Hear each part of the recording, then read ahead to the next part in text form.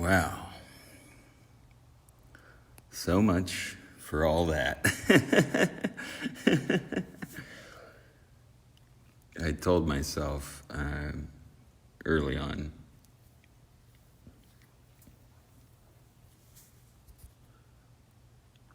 when silence started speaking through me that I would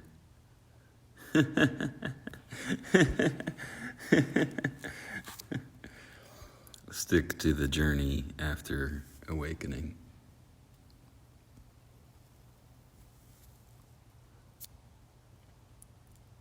It seemed to me safer territory.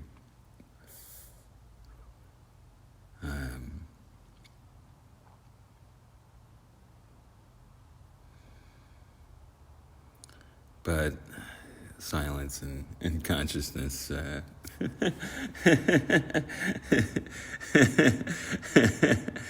they don't really they don't necessarily listen to my wants.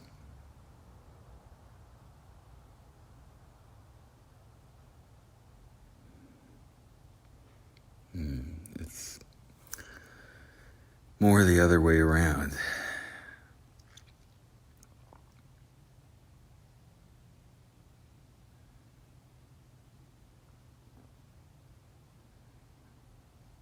So, what is no self?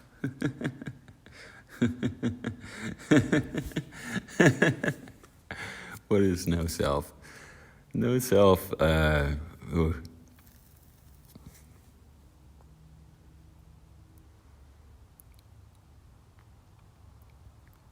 self is not the, no self is easier to talk about in terms of what it's not. So that's what we're going to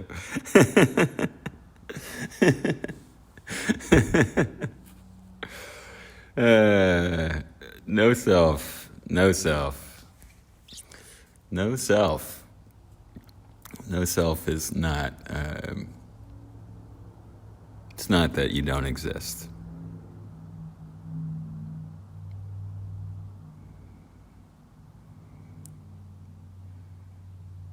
It's not that there's not a unique snowflake. No, individual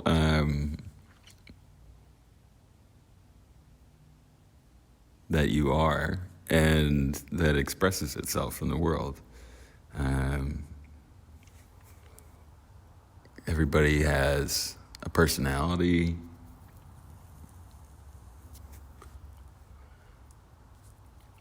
All kinds of attributes, a body,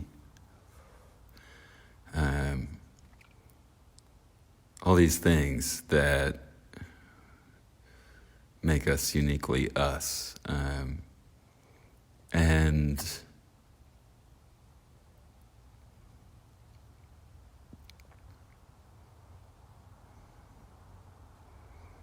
they exist. For the sake of this talk, they exist. No, they actually exist. We'll go with that. And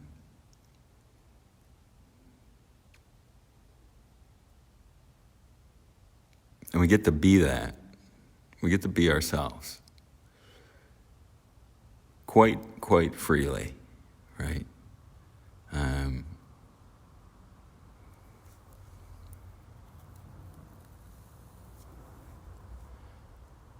And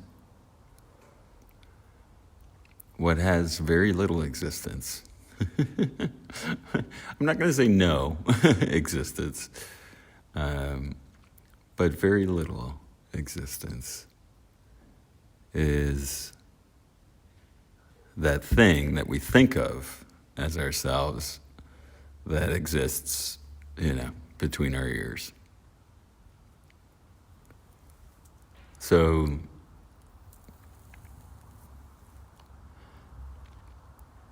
this is not that hard to experience, actually.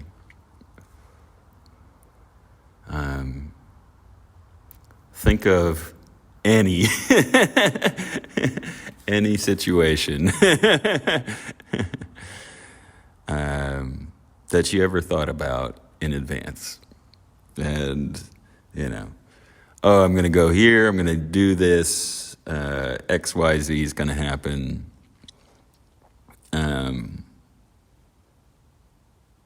Let's say it's something you really, really spent a lot of time thinking about.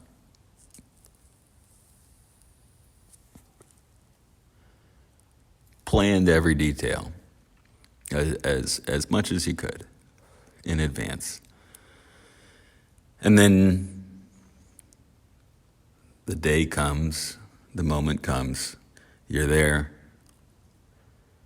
And maybe it even went off, pretty close to what you imagined.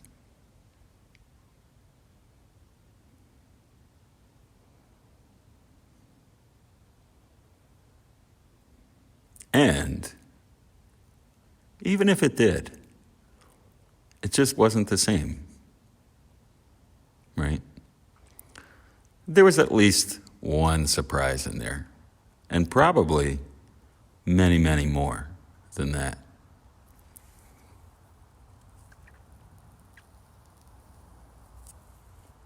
And maybe the surprise didn't even come from outside of you. Maybe the surprise came from inside, right?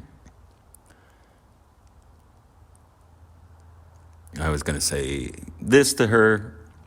Oh, and actually what I said was this. And the way it went was this. So, right there in this example, you can begin to see that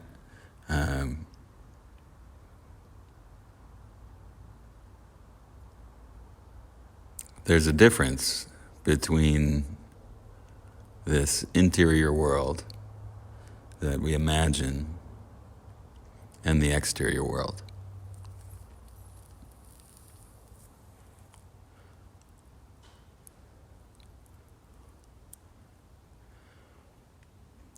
And we can be in resistance to that often, right? Oh, I didn't mean to say that. That's not what I wanted to say.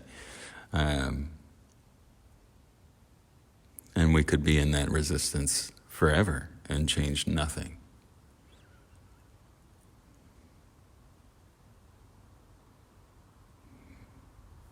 This shouldn't have happened.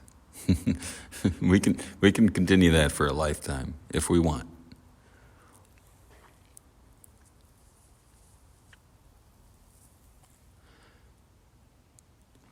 And this is just a small example that starts to point towards no self.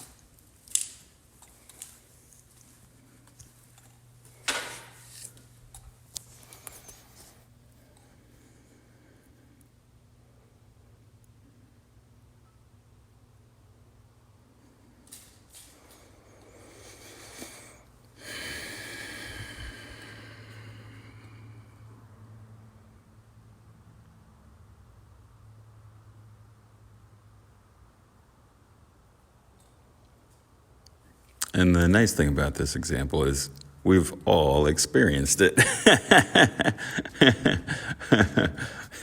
It's just impossible to deny.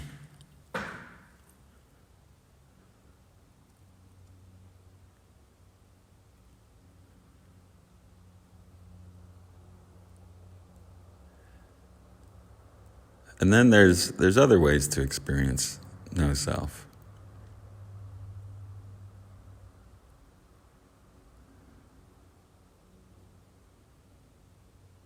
Oh, right. What are they?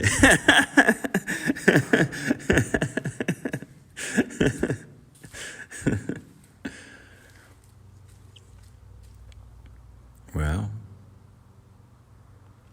there's a classic inquiry, right, which is asking, the question, who or what am I? Who or what am I?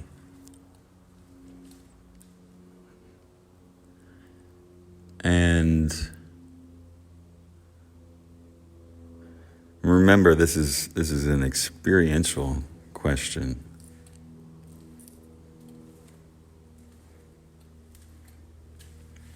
We're all used and conditioned to answering questions from our mind. So this is a little different than answering a question in classroom or somewhere else. It's got to be experienced.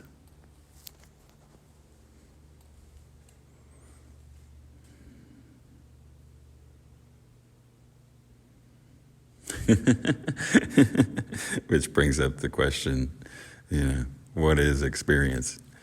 Well, experience is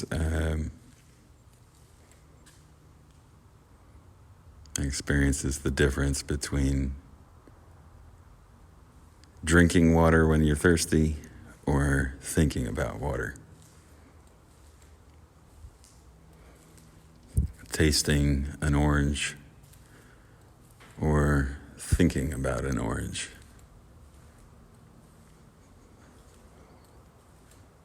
Not so tricky.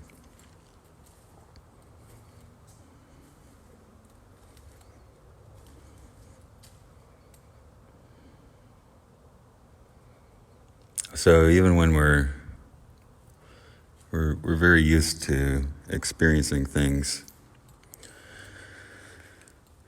we like strong experiences in our senses, but we can experience subtle things as well with our senses, and we can also experience inside of ourselves.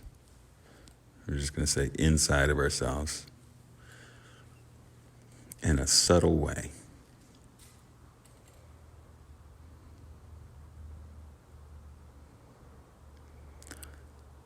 So we ask the question, who or what am I? Who am I? What am I? And then the trick is to listen inside.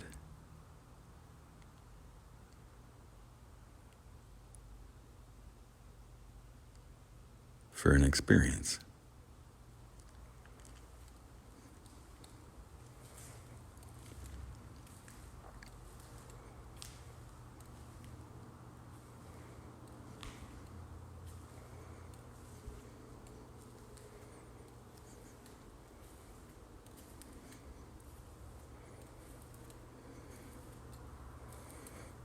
And if we don't fill that gap, that pause that's created when we ask that question, if we don't fill that gap with an answer from the mind, I'm a dad, I'm a guy, I'm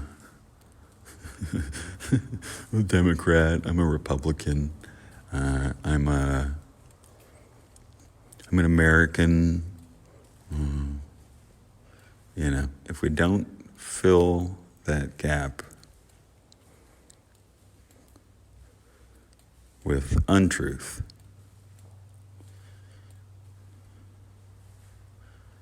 we will have an experience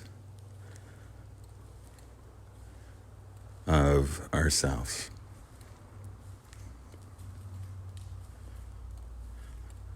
And at the very least,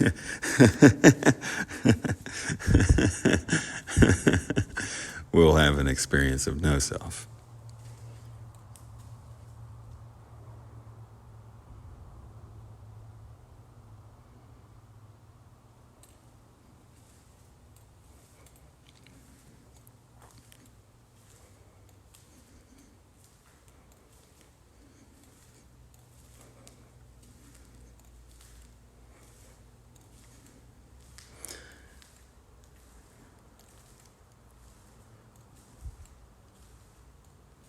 And I did,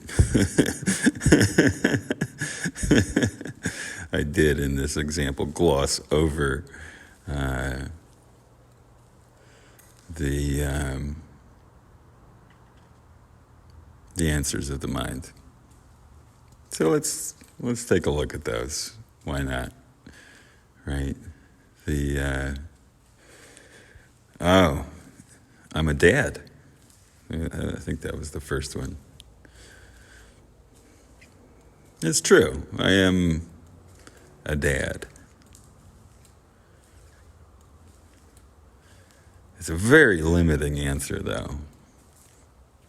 Okay, so I'm a dad, and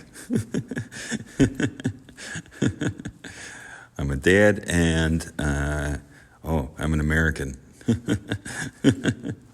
I'm a dad. I'm an American. Oh, but there's other things too. There's so many other things that I am.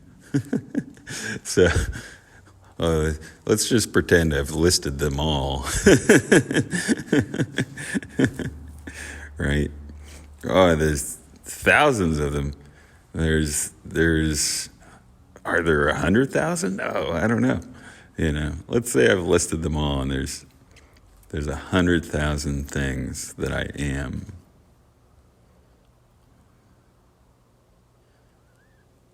And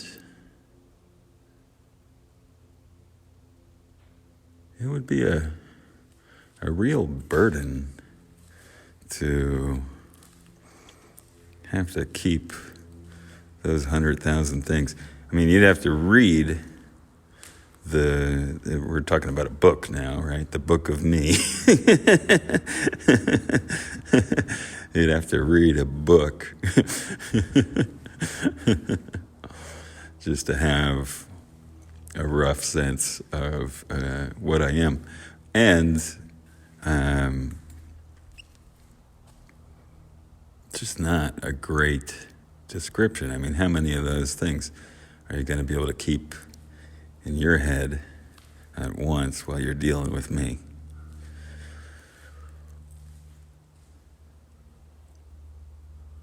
So in a sense, 100,000 things that I am.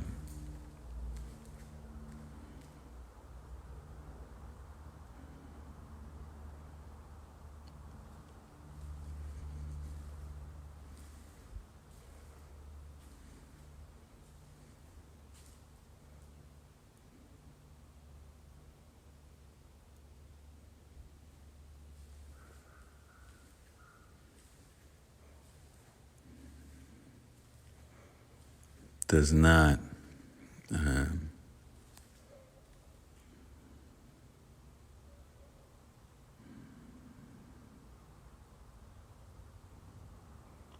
do a very good job of describing me.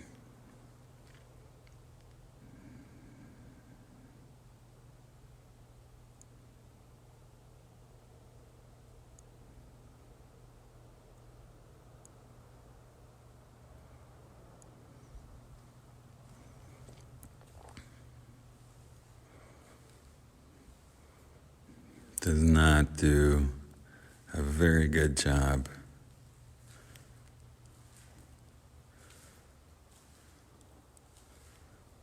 of describing me, because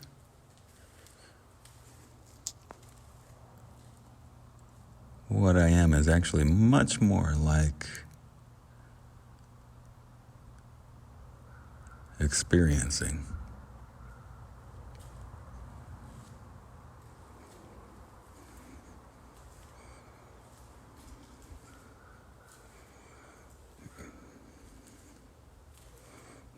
I am much more like a really complicated orange.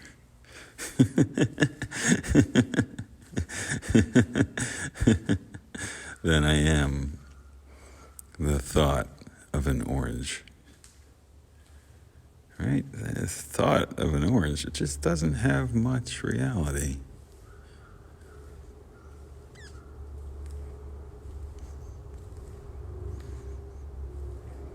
Doesn't do me much good.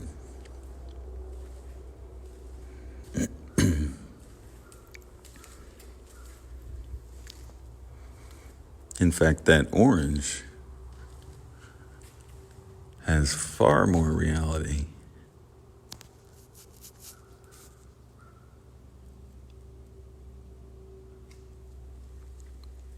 than a list of concepts. The book itself has far more reality than the information described in its pages.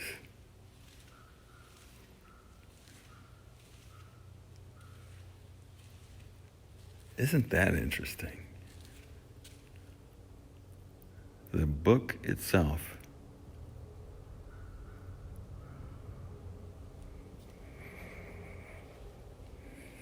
is far more real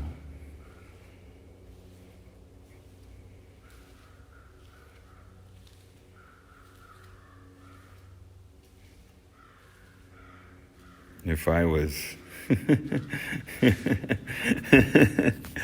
I was stranded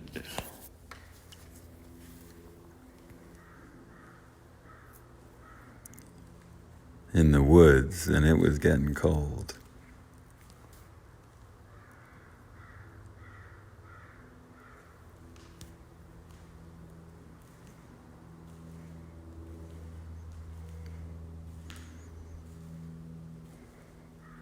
and that book had the word fire printed on every page.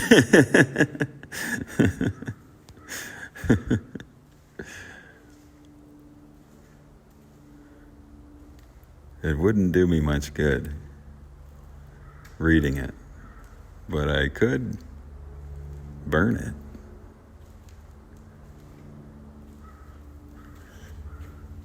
And have the experience of fire.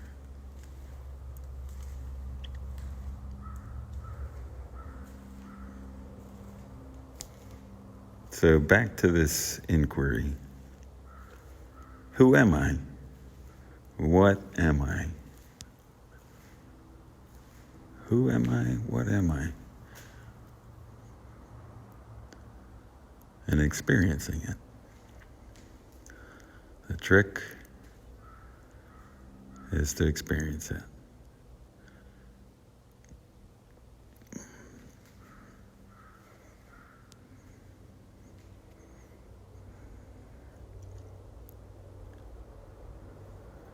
You experiencing it has far more reality than me saying it.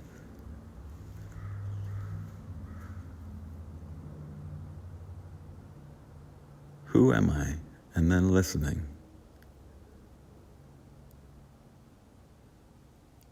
Listening with one's whole being, not just the mind.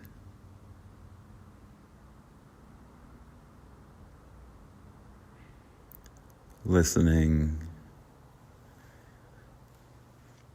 not just to answer the question. We could answer that question in 1,000 ways. But that's not the point of the question. The question is not to get an answer, a tiny, tidy little concept that we can hold on to and say, oh, this is what I am. We could do that. And sooner or later, it will be taken away. So let's just skip skip right over that.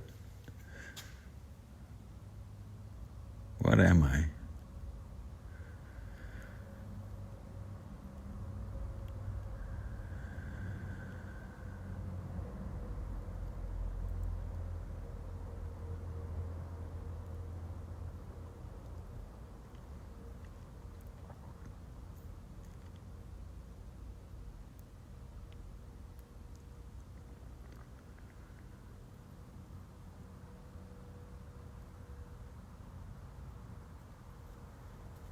I find I sort of automatically take a breath in.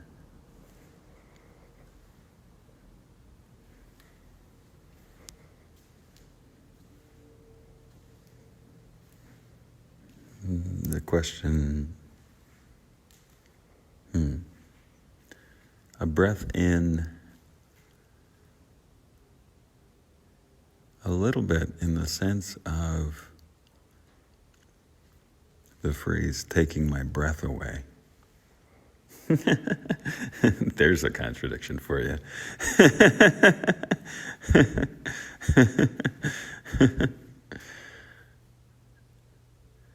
It's kind of that, it's like a gasp almost, like, who am I? What am I?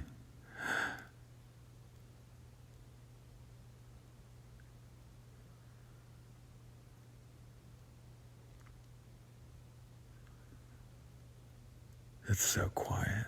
It's so interesting.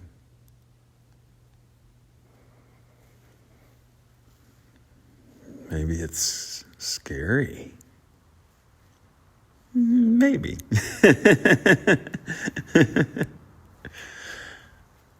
What am I?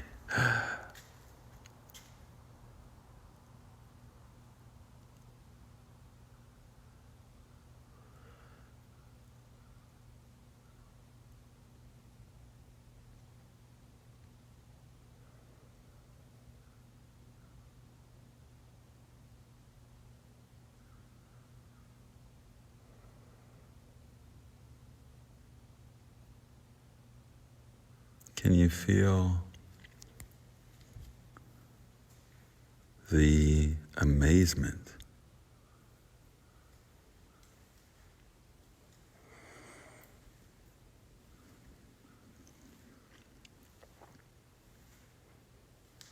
There's something amazing there.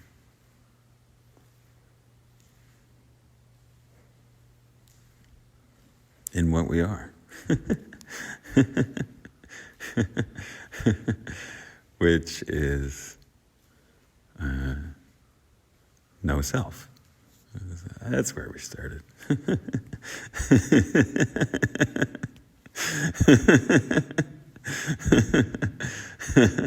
Way to bring it back, life. There is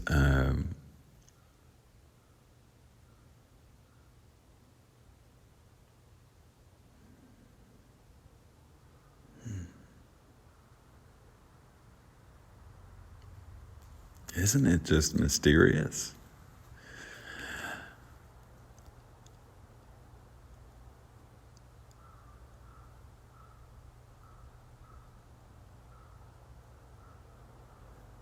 It can be so loud inside us, inside a human being.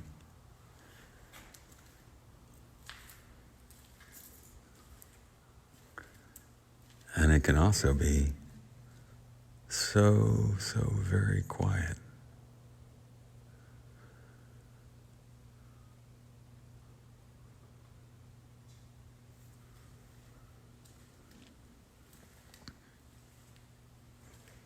So this is what no self points to.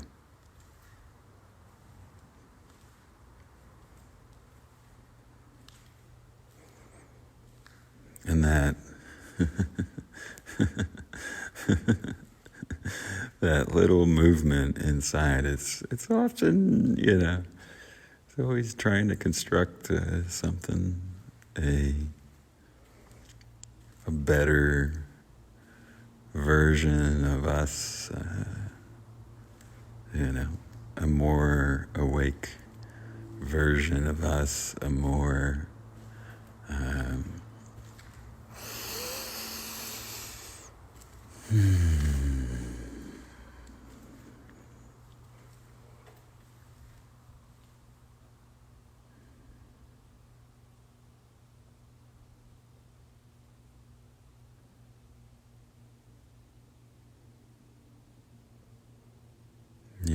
the one that knows the answers now.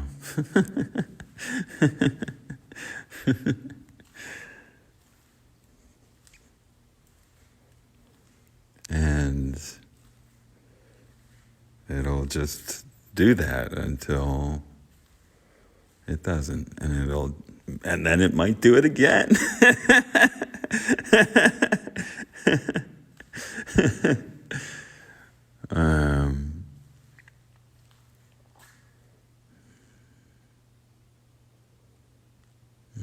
But this experience of what we are is always available to us.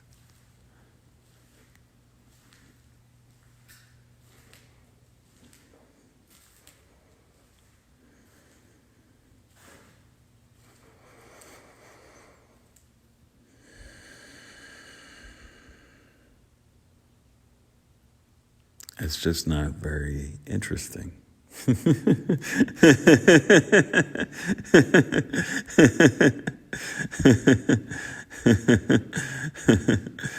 To the thing that, wants to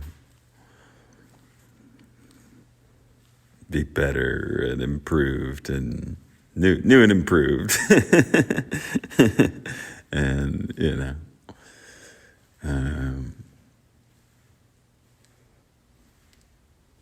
it's just not very interesting. And yet, there's something that comes alive in us when we spend some time here.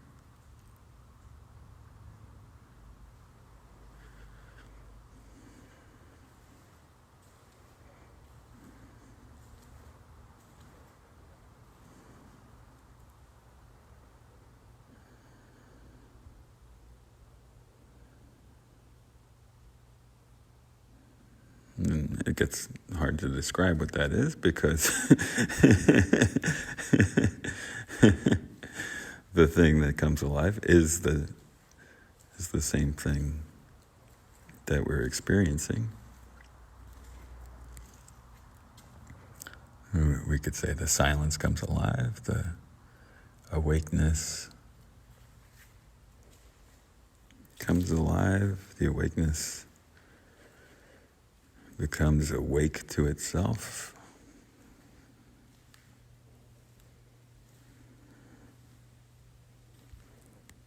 How we describe it is actually not that important.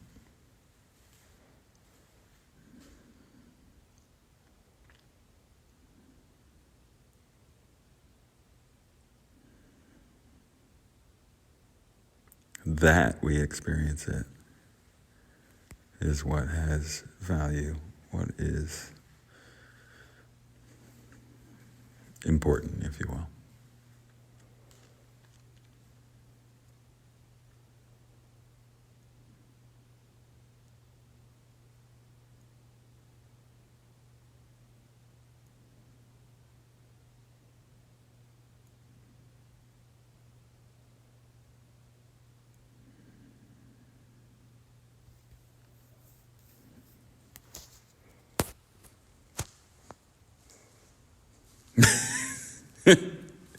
Yes. So there you go. That's no self. Bing, bang, boom. There you go. You'll never have a question about it again. Ta-da. You're welcome.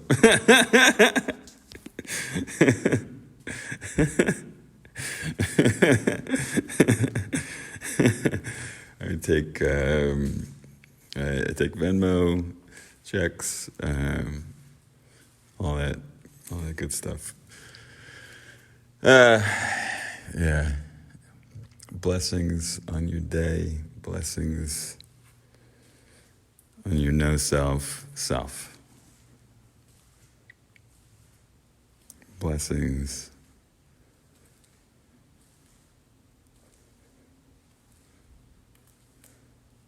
on your spirit.